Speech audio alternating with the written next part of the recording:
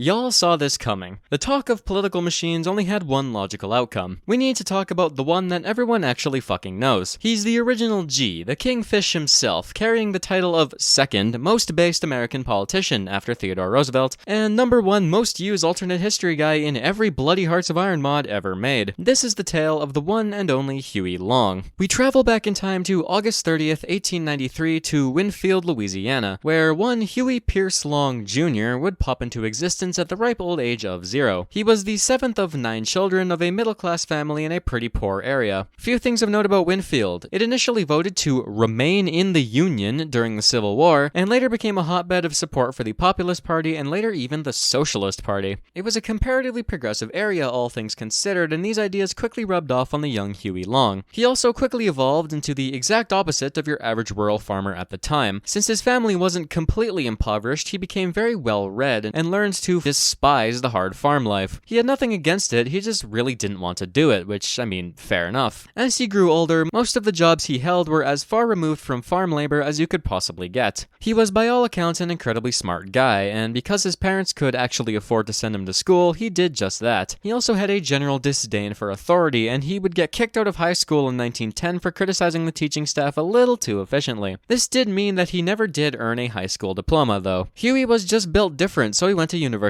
anyway. He couldn't attend LSU because of lack of diploma, so he would try his hand at the Louisiana Baptist University in 1911. During this time, he would make some money as a traveling salesman. He spent exactly one semester at LBU before deciding, fuck being a preacher, I'ma be a lawyer instead. He got into University of Oklahoma in 1912, again for a single semester. He did that thing all college kids do, you know, just not go to class because fuck that noise, I got a life to live here. For all his intelligence, he bombed hard and blew literally all of his money on gambling. Despite having no money, he still managed to find love. He married one Rose McConnell in 1913 at a hotel in Memphis. They would have 3 children together, Rose, Russell, and Palmer Reed. Soon after, Huey would attend Tulane University in New Orleans, this time actually putting that brain of his to good use and kicking serious ass. After a single year, he petitioned to take the bar exam early, took it, and passed it with flying colors. All of this by the age of 21. Now it was time to get down to business. His time as a salesman had taught him how to build connections with people from all walks of life. It also brought him down to earth, so to speak, as being a salesman is a very unforgiving job, and any shift in the already fragile economy could mean sleeping on a bench for a few weeks. Times like those will teach any man the value of loving thy neighbor. Altogether, this gave him great people skills and deepened his beliefs about the common man. In 1915, he would open his law office in Winfield above the bank. He would gain a reputation as a guy who fought for the little man, going as far as winning a court battle against the very bank that his place sat on. He finally had money coming in as a result, and one particularly big case saw him take home enough cash to build his family a new house in Shreveport. His image grew further with every upper-class fellow he pissed off, picking legal fights with every big business he could and lobbying the state government to bring in work reform legislation. From here, he elected to adopt the fuck it we ball mindset. He was gonna shoot for the moon and he wasn't gonna fucking miss. His next step was politics, because if you are a lawyer, it is one of your exactly 2 options in life. In 1918, he would earn a seat on the Louisiana Railroad Commission, spiting every big business in the state in the process. He continued his fight for the little guy, doing everything in his power to resist monopolistic practices and price hikes on services. It would be renamed to the Public Services Commission, and he would become its chairman in 1922. His power ever increasing, he took on bigger and bigger opponents, suing the Cumberland Telephone Company for unjust rate hikes and crushing them in front of the Supreme Court of the United States. At this point, he was loved by most common folk in the state of Louisiana and reviled by everyone who wasn't them. And all he had done was be a kick-ass lawyer with a strong moral compass. Of course, though, there was still a ways up to go from here. Huey was an aggressive ladder climber, and even now he was preparing to flip the political poker table and cause a bit of chaos in the establishment. So he set his sights on the governor's desk. Louisiana was a shithole at this point in history, plain and simple. It was run by the other kind of political machine, i.e. all of the greed and lust for power with none of the helping people out. Public education basically didn't exist, and nobody could afford to send their kids to school, so a quarter of all adults were illiterate. Poll taxes disenfranchised the lower classes, and these lower classes also paid higher taxes because the rich were in bed with the government. The entire state was all dirt roads and barely traversable rivers, and with a primarily agricultural economy, any disaster or inclement weather would severely cripple entire communities. New Orleans was a reasonably well-off area, but it relied heavily off of shipping, which would become a severe issue when the very funny times arrived. The French Quarter of New Orleans also became a tourist hotspot, which had the side effect effect of driving up rent and property prices, pushing away plenty of unique artistic and architectural talent. Sure, it was still the roaring 20s, and if you lived in the cities and had money, things were alright, but for the vast majority of people, the state kind of sucked. Huey looked at this and went, I can fix her. In 1924, he made a bid for the office. He was only 30, comparatively incredibly young to be shooting for the job, but he did it anyway because he didn't give a fuck what anyone thought. He joined up with the Democrats. I am starting to notice a pattern here. He railed against the New Orleans political machine in the most cosmic twist of irony of all time, primarily for their association with a certain Standard Oil. Now, a slight tangent about them since they will be a consistent issue. Standard Oil was functionally destroyed in 1911 and its successors divided up the remains. Standard Oil of Louisiana fell under the jurisdiction of Esso, New Jersey, now known as ExxonMobil. They had a total monopoly on petroleum in the state for several decades, had a big fuck-off refinery in Baton Rouge, and had an obscene amount of influence in the politics of the state. In essence, Louisiana was a colony of New Jersey for a while. This is canon, I run the channel, my word is law. Huey made a point of fighting them at every turn, because who the fuck wants to be associated with New Jersey, and they would be best frenemies for the rest of his life. Anyways, in the election, he also ran on an exclusively economic platform, disregarding the commonplace race baiting completely, which made him a pretty standout individual. But regardless, he would finish third in the race. He blamed the rain, since his voter base was mostly rural and there was like one whole paved road in the entire state, so his people couldn't actually vote for him. He wasn't about to back down though. He did some brand research, got some goons together, and decided to take some more notes from his humble beginnings in Winfield. In other words, he embraced hitherto unseen levels of populism. In 1928, he would try again. Traveling the entire state, he held enough speeches and rallies to kill your average man. His energy was quite infectious and he quickly spiked hard in popularity. He promised all of the reforms that were desperately needed and railed against everyone in the state that was even moderately opposed to him. And of course, he broke out a banger campaign slogan, "Every man a king." He swept the shit out of the election, winning by the largest landslide in the state's history against a, granted kind of irrelevant, Republican challenger after taking the Democratic primary with a significant lead. His victory brought together literally everyone. White, black, French, Catholic, Protestant, rural, urban, didn't matter. Let me reiterate, he got the English and the French to agree on something. Now that takes skill. His victory would literally reorient the politics of the state around him instead of traditional lines for 2 decades. This pissed everyone off, so Long had to act quickly. He adopted many of the tactics used by the machine before him out of sheer necessity. First things first, he fired everyone and replaced them with his loyalists. He did still believe in meritocracy, and he made sure that the loyalists would actually all be good at their fucking job. After this, he started smashing through bills left, right, and center. He faced stiff resistance, but he was the one with a loaded gun, so he succeeded greatly, reforging Louisiana in his image and actually making good on his promises. In fact, we are gonna have a lightning round. Here's just some of the cool stuff he did during his time in office. Massive infrastructure campaigns, paving 5,000 miles of road and building over 100 bridges in 4 years, massively increasing the ease of business and transport in the state. Healthcare expansion, building a bunch of new public hospitals and expanding the charity ones that already existed. While he was at it, he overhauled institutions for the mentally ill and dumped a shitload of money into improving access to therapy and dental care as a neat little bonus. Started a program which made all primary school textbooks in the state free, allowing for much easier access to education for the masses. He turned Louisiana State University from a mid-as-fuck school that nobody cared about into one of the finest post-secondary institutions in the South. Enrollment tripled, the campus expanded, tuition was lowered, and a whole-ass med school was added to further assist with the healthcare reform. He also co-wrote a bunch of songs and marches for the university, most notably Touchdown for LSU, which is still used today. To pay for all of this stuff, he rebuilt the tax system and struck hard at big businesses. He slashed taxes across the board overall and reduced utility rates in the same breath to reduce cost of living at the expense of these big businesses. He made an alliance with some of the old guard in New Orleans to reduce the pushback on his policies in exchange for developing the city some more. He built a seawall to reduce flooding, constructed the airport, expanded the port facilities, and in general made the city a nicer place to be. He would also build a new state capitol building to contain his army of bureaucrats, which would become the largest capitol building in the United States. When the Great Depression arrived, it still hit hard. The farmers still got smoked and much of the state slid further into poverty. However, the state got off pretty alright compared to the rest of the country. Huey massively increased spending, funding massive public works projects to keep people employed and raising wages across the board. He would also place a halt on foreclosures to prevent people from losing their homes. This action had the side effect of forcing banks to not be fucking stupid, and as a result, bank failures in the state became very rare, softening the crisis even more. Finally, he abolished poll taxes near the end of his career as a final fuck you to the people he took over from. To say he transformed the state during his time would be an understatement. Of course, though, he did have to embrace the machinist tactics of his opponents. He would not hesitate to bribe people into supporting him, stack every level of government that could be stacked, and would actively threaten and intimidate those who opposed him. He took control of the media, founding his own newspaper and ruthlessly slandering his opponents at every turn. He utilized his oratorical abilities and exploited populism to bring the people on his side, which gave him the ability to completely ruin people if he so chose by sending the masses after them. And if he couldn't drive public opinion, he simply sent armed thugs to do a little convincing. Everyone who worked with him had to pay into a rainy day fund used for electoral campaigning because he didn't have a lot of wealthy supporters to pay for shit. Most paid in because it was either a few dollars off their paychecks or losing their job. He was mocked as a dictator by his conservative rivals, to which he usually responded, "Pull up, bitch, I'll show you a fucking dictator." Paraphrasing, of course. He became quite content in his position and did everything he could to hold on to power, and democracy was basically suspended for his time in the spotlight. He gets compared to Stalin and Hitler by some, while others consider him a brilliant man who did what he had to do. Once again, does using bad methods to do good things make you a bad person? Anyways, his enemies were quick to capitalize on his authoritarian tendencies and struck back hard. In 1929, he brought forward a proposal to jack taxes on oil production in a special legislative session. Our old friends in Standard Oil were naturally a bit miffed about this, and all of the people they had in their pocket were obliged to be miffed as well. So anti-Long politicians called for a flash impeachment vote. 19 charges were brought against him, including one for attempting to convince a guy to murder one of his opponents when he was drunk one time. Paul Sear, Long's right-hand man and lieutenant governor, even supported the charges, specifically the ones about nepotism. Shenanigans ensue and a literal rumble broke out in the House building, which saw everyone beating the shit out of each other, in an incident known as Bloody Monday. Bit of a flair for the dramatic if you couldn't tell. Anyways, the House got him on 8 of the charges and he did indeed get impeached. Huey promptly went, "Oh fuck," and then scapegoated Standard Oil as the instigator to the whole thing in several very disgruntled speeches. Both sides were in a screaming match for a while, bribing anyone who would listen. Huey succeeded in bribing harder though, and stacked things in such a way that the impeachment would be irrelevant, so it was thrown out by the Senate. Shortly after, he would earn his nickname, the Kingfish. After that whole shit show, Huey decided to run for Senate in 1930. He did this as a referendum of sorts, and if he lost, he said he would take it as the people not wanting him and he would resign. Well, he fucking won handily, obviously. Of course though, the campaign was heated and almost got violent, and even saw some of Huey's goons literally kidnap a critic of his who was going to go public with his corruption. Now, that Sear fellow wasn't stoked about all of this. Technically, Huey never got sworn in because he was deathly afraid that Sear would fuck with his stuff when he was gone, so the seat was technically vacant. His fear was well-founded because Sear decided that he couldn't be both senator and governor, and he had forfeited governorship when he won the Senate seat. So in 1931, Sear staged a fucking coup and had himself sworn in as governor. Well, this made Huey a little upset, so he sicked the National Guard on the guy and got the Supreme Court to get him out. His replacement as LT was Alvin King, president of the Senate and personal friend of Huey. Once his term of governorship expired, he got a buddy of his elected who would do his bidding, and he fucked off to Washington to actually be senator. He basically plug-walked into the Senate and called everyone on all sides an asshole who hated the American people.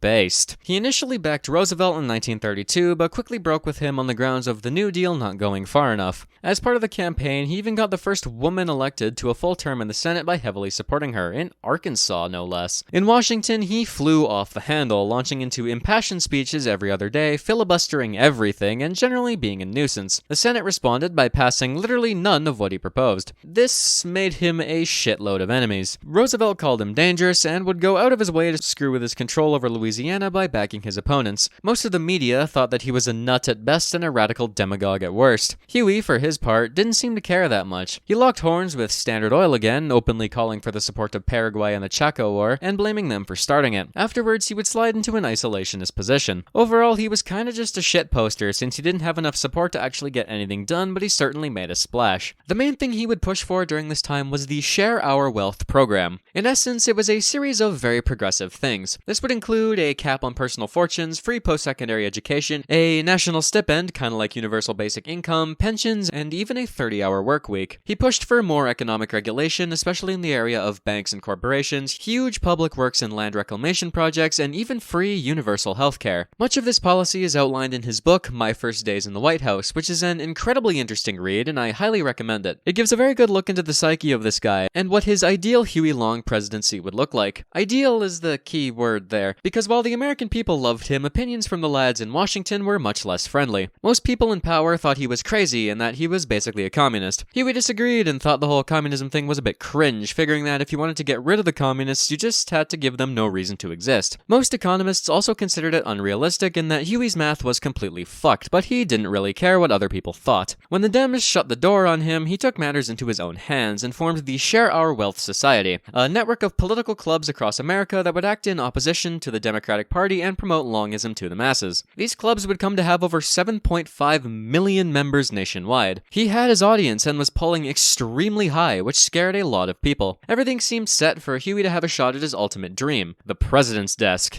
However, there was trouble on the home front. He had made so many enemies at this point that his home was attacked by gunmen and there were militias in Louisiana forming to actively revolt against him. And there was 1,000,001 assassination plots brewing all at once, but no matter how many bugs he squashed and how many bodyguards he hired, they never went away. Eventually, they finally got one up on the Kingfish. On September 8th of 1935, Huey was in the state legislature of Baton Rouge trying to get one of his enemies out of a job when one Carl Weiss walked up while he was distracted and shot him. Weiss was instantly mulched by Huey's guards, but that couldn't stop fate. 2 days later, he would die of internal bleeding at the age of 42. His last words were reportedly, "God, don't let me die, I have so much to do."